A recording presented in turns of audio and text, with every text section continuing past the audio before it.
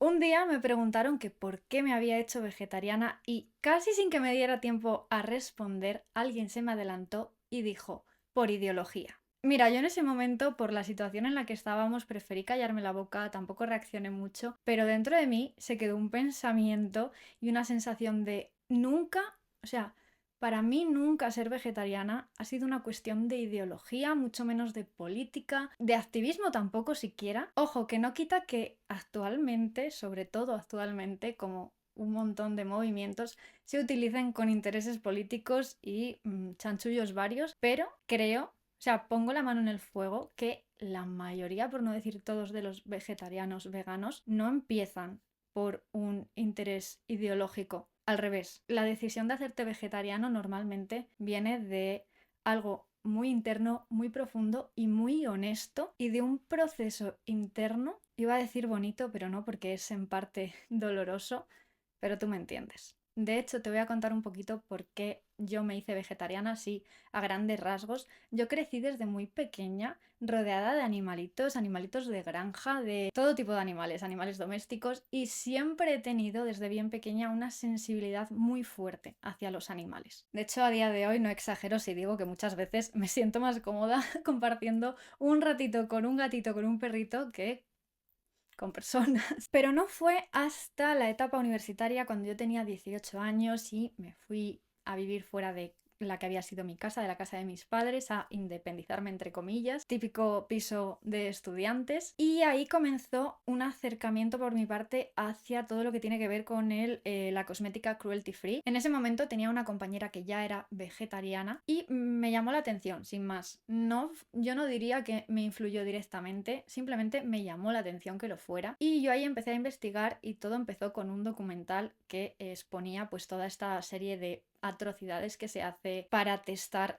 cosméticos, animales, productos, etcétera, en animales. Me chocó muchísimo pensar que gran parte del maquillaje que yo tenía en ese momento pues venía de experimentos sobre animales, y no voy a entrar en un debate sobre este tema porque es muy complejo para un vídeo, para el vídeo que tengo ahora mismo enfocado, pero empecé por ahí. Y con el tiempo me di cuenta, al principio era como, bueno, el tema del maquillaje bien, sostenible, lo de no comer carne era como un poco impensable, no lo veía viable siquiera, ni me lo planteaba, pero conforme fui avanzando me di cuenta de que era muy incoherente o hipócrita por mi parte que me doliera parte del sufrimiento de unos animales y que luego, para yo tener que comer, tuvieran que morir animales, morir, ya sé que no mueren por sí solos, ¿vale? Y todo el sufrimiento y toda la crueldad. Entonces una cosa poco a poco, de una forma muy natural, me llevó a otra. En mi caso y en mi experiencia personal, la verdad es que he recibido reacciones de todo tipo, tanto críticas como admiraciones, de un bando y de otro, o sea, de los omnívoros y de los veganos y los vegetarianos. Ha habido de todo, pero nunca ha sido como algo que yo haya sufrido, ¿no? Porque además siempre tengo la suerte de que si yo creo que algo es así, soy muy cabezota, me va a dar igual lo que piense el resto, yo voy a ir a por ello a muerte. Entonces, esa parte yo no la he sufrido tanto. Y aunque yo actualmente lleve una dieta omnívora, sí, luego entraremos un poco más en detalle en este tema, en este cambio de, no diría de opinión, sino en este proceso que yo he vivido. Sigo empatizando mucho con los vegetarianos, con los veganos, entonces a mí no me vas a ver poner en redes sociales un plato ahí súper específico, súper gráfico de carnaza, no, porque tengo todavía esa parte, aunque yo haya vuelto a comer carne, carne y pescado. Luego también el tema de la fe, a mí es algo que empezar a creer en Dios me cambió mucho en todos los sentidos, y aunque volver a comer carne para mí no ha sido una decisión espiritual, pues creo que sí que parte, no ha tenido parte influencia, creo, pero sí que me ha ayudado mucho a la hora de volver. O sea, el proceso de... Sé que es muy criticable esto de dejar de ser vegetariano, lo sé y puedo entenderlo, pero el proceso no suele ser algo fácil. O sea, el sentimiento de culpa siempre está ahí. A veces incluso me lo planteo, ¿volvería a ser vegetariana? La vida da muchas vueltas y así como un día dije que jamás volvería a comer carne, pues mira, aquí estamos. Entonces nunca digas nunca. Pero esto te lo cuento porque el enfoque de este vídeo es precisamente para hablar de esto, del tema de las dietas y la relación con la fe y pues un poco una teoría que a mí me hizo especial ilusión encontrar y que ojalá sea cierta. Yo creo dentro de mi corazón corazoncito, yo quiero pensar que es cierta y que algunos teólogos que la apoyan, bueno, que la secundan, tienen la razón. Y es lo que vamos a ver en este vídeo. Empezamos. Yo siempre he intuido, bueno, siempre. Sí, diría que al principio me chocaba y luego cuando empecé a tener fe lo intuía. O sea, para mí, a mí me explota la cabeza que el propósito de los animales, conociendo como conozco a Dios, la imagen que yo tengo ahora mismo de Dios, me choca, no me entra, que el propósito de los animales sea alimentar a los seres humanos. Es como que algo ahí en mi cabeza cortocircuitea. La idea de tener que arrebatar la vida para comer, cuando es que en la Biblia queda claro que es que la vida es algo tan sumamente sagrado, me choca. Pero bueno, vamos a entrar en materia. Vale, esta teoría dice... Muchos teólogos y estudiosos sostienen que en el diseño original que Dios tenía previsto para la humanidad antes de que se metiera la serpiente y nos lo cargáramos todo, es que el diseño original de Dios en el Edén, los animales no servían como alimento. Convivíamos con ellos, pero no matábamos animales para comer. Nos alimentábamos, llevábamos una dieta basada en plantas. Pero recuerda que en el Edén hubo una ruptura de Dios y el hombre, la separación de Dios con el hombre. Cuando digo hombre, hablo en general, ¿vale? Hombre, mujer. Esa ruptura, lo que es el pecado, trajo una serie de consecuencias, entre ellas la muerte, y todo poco a poco fue llevando a que comiéramos carne. Eso dice esta teoría. Bueno, la parte de la ruptura del pecado y todo esto sí, ¿vale? Ya está como confirmado. Lo otro es la parte de hipótesis. Entonces, ¿de dónde viene esta hipótesis? Porque hay teólogos cristianos que no solo la defienden, sino que apuestan por un estilo de vida vegetariano. ¿Existieron santos que fueron vegetarianos? Vale, vamos a hacer un pequeño recorrido bíblico, que no es un estudio súper mega detallado. Esto es un vídeo en YouTube, da para lo que da. Va a ser por encima de las claves que sostienen esta teoría, pero recordar, importante, vamos a estar sobre todo en Génesis, creo, mayoritariamente, si no todo. Génesis, por ejemplo, es uno de esos libros que es mítico simbólico, es decir, no significa que lo que cuenta ahí el libro sea todo leyendas, fantasías, cuento de hadas, no. Significa que utiliza recursos literarios, figuras literarias, imágenes, símbolos para hablar de algo que sí es verdad. O sea, cada símbolo esconde una verdad. Habrá partes en la Biblia que sean literales, históricas, y otras que sean pues más de forma figurada, pero no significa que la imagen, metáfora, idea, clave, concepto que nos quiera transmitir sea algo ficticio, sea un cuento de hadas. No, son recursos literarios para hablar de algo que sí es verdad. Pero haberme explicado, porque esto es un poco confuso o difícil de asimilar si de primeras te lo cuentan, pero bueno, confiemos en la gracia del Espíritu Santo.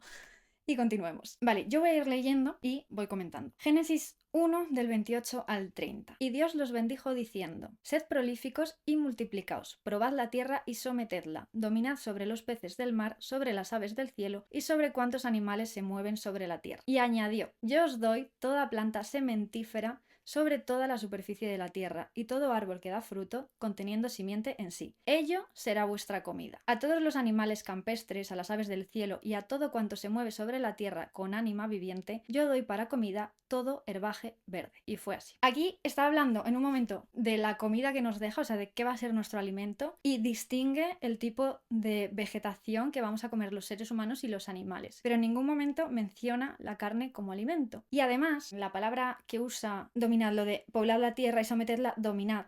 Aquí, esta palabra, hay gente que puede pensar, vale, dominar a los animales, explotar, usarlos para utilizarlos como recursos, ¿no? Pero la palabra en hebreo es, no sé pronunciar, no sé hebreo, ¿vale? Pero la leo tal cual, radah, R-A-D-A-H, que no significa que sea ni un abuso ni una explotación tirana, sino la administración y cuidado responsable a imagen y semejanza de Dios. Es decir, os declaro administradores de toda la tierra, cuidadla como yo os amo, como yo os cuido, como yo os protejo. Sed buenos administradores, sed excelentes administradores, pero no habla en ningún momento de que el ser humano sea dominante en un sentido negativo hacia los animales. Más bien al contrario. Entonces, bueno, aquí podríamos hablar del tema ecologismo dentro de la iglesia. No sé si es la mejor palabra, pero también daría para mucho. Continuamos. Vale, luego nos vamos a Génesis 2:9 y es el segundo relato de la creación. Y dice: Hizo Yahvé Dios germinar del suelo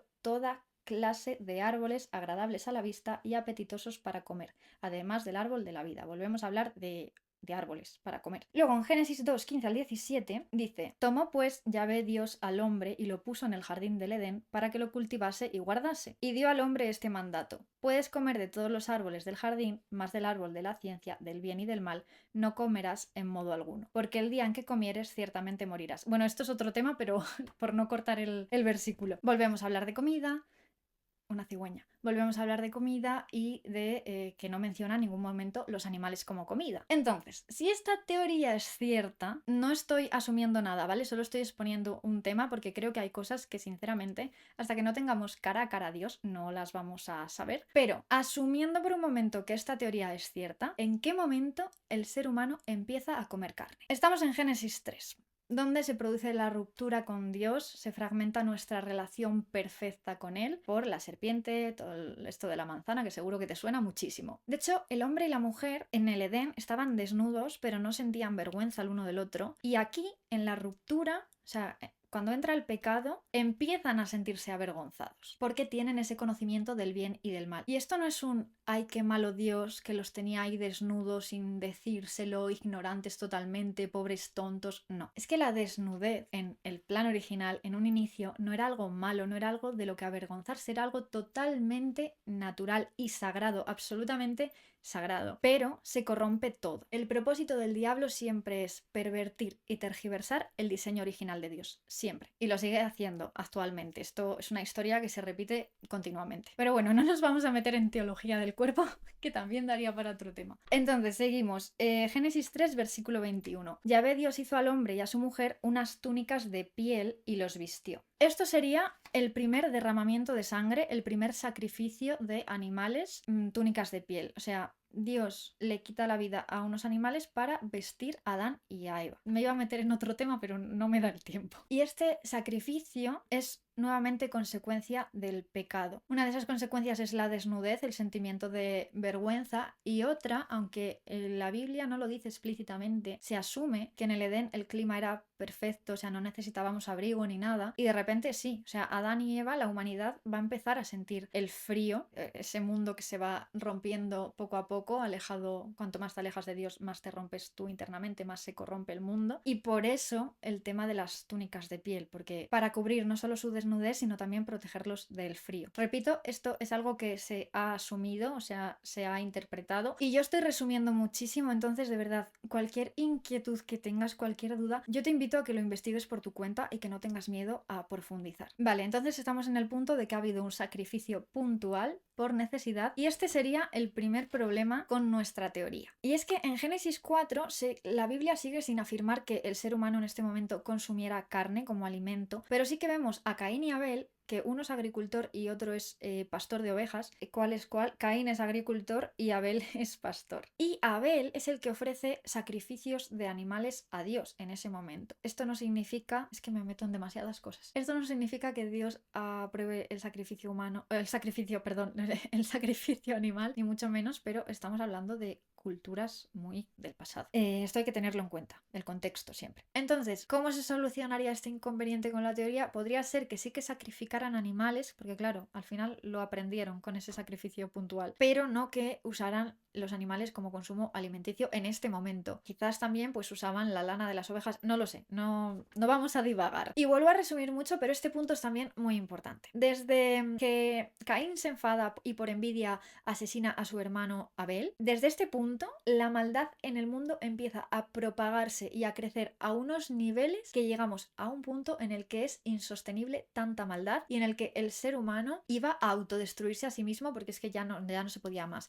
Había gente que intentaba mantener, por así decirlo, esa relación con Dios, y el resto de la humanidad estaba totalmente alejada, haciendo auténticas perversidades, en fin. Y esa sería la razón de ser del diluvio, algo que vemos y pensamos como qué crueldad, ¿no? Pero es que era eso o adiós humanidad. El diluvio sí es una especie de purga, sí sería una especie de purga de esa parte de la humanidad que es que no quiere retornar a Dios por ninguna de las maneras, y entonces es cuando Dios salva a Noé y a su familia y los elige para iniciar ese plan de salvación con toda la humanidad. Y entonces vuelvo a leer en Génesis 9, ahora saltamos a Génesis 9, versículo 3, que es el momento postdiluvio, o sea, cuando ya ha cesado el diluvio. Entonces Dios dice a Noé y su familia: todo cuanto se mueve y tiene vida sobre la tierra os servirá de alimento. Yo os lo doy como antes os di las verduras. Vale, ¿y por qué aquí sí y por qué no? Que es, cuando te lo diga va a ser muy obvio, porque yo en la primera vez que lo escuché,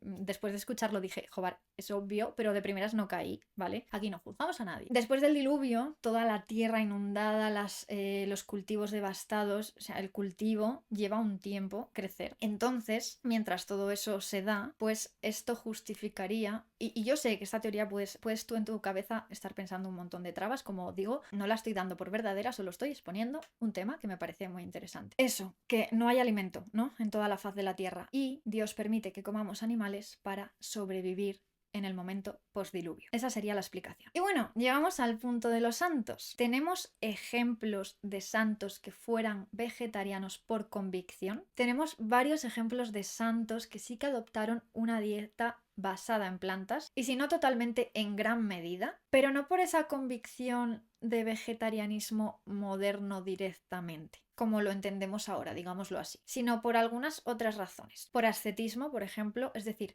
buscando esa perfección espiritual renunciando a los placeres mundanos, el sacrificio material y la disciplina corporal, muchos también por compasión hacia los animales y también a modo de penitencia. Cuando digo vegetarianismo moderno, quiero decir que estos santos no entendían la dieta vegetariana como esa verdad absoluta que todos deberíamos seguir, sino que ellos, por sus propias convicciones personales o por penitencia, ascetismo, como he dicho, lo elegían así, pero no llegaban a pensar que ese era el modelo para la humanidad actual. Quizás te venga a la mente San Francisco de Asís, patrón de los animales y del medio ambiente, con una profunda sensibilidad hacia los animales, pero no llevaba una dieta vegetariana.